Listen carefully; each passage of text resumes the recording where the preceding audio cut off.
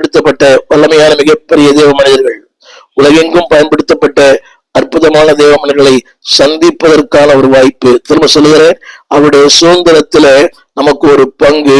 இரண்டாவது, அவர்களை சந்திக்கிற ஒரு தகுதி.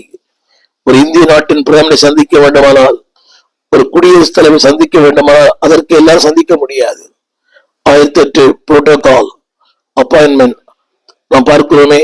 அவர் திரும்பி வந்தார், சந்திக்க முடியவில்லை, திரும்பி வந்தார். ஆனால் நம்மை சந்திக்க வைக்கிறார், நம்மை தகுதி உள்ளவனாய் மாற்றுகிறார். அடுத்த குறிப்பு நான் சொல்ல விரும்புகிறேன். 2 கொரிந்தியர் 3ஆம் அதிகாரம் 6ஆம் வசனம் நம்மை தகுதி உள்ள அவருடைய ஊழியக்காரராய் மாற்றுகிறார். 2 கொரிந்தியர் 3ஆம் அதிகாரம் 6ஆம் வசனம் அந்த வார்த்தை இப்படி சொல்லுகிறது, புது உடன்படிக்கையின் ஊழியக்காரராய் இருக்கும்படி.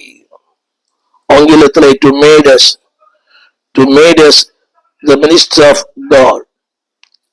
புது உடன்படிக்கையின் ஊழியக்காரராய் இருக்கும்படி அந்த வார்த்தை சொல்கிறது, தகுதியாக்கினார், அப்படியே நம்மை ஆக்கினார். அந்த வார்த்தை அவருடைய ஊழியக்காரராய் இருக்கும்படி.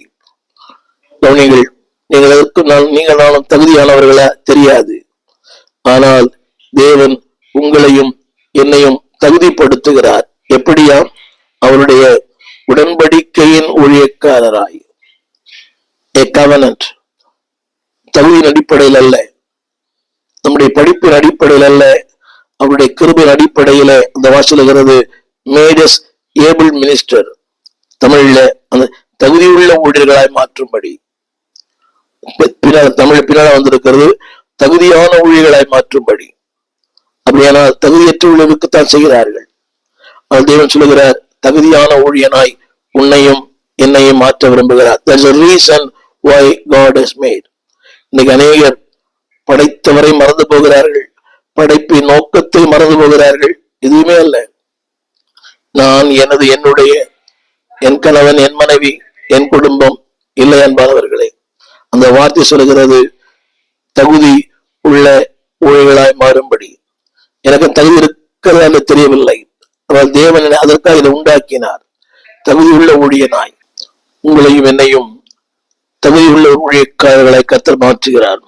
எத்தனை பெரிய மேன்மை அந்த வார்த்தை சொல்லுகிறது. அது மட்டுமல்ல, வெளிப்படுத்தல் 1ஆம் அதிகாரம் 6ஆம் வசனத்துல அந்த வார்த்தை இப்படி சொல்லுகிறது, make us king and priest.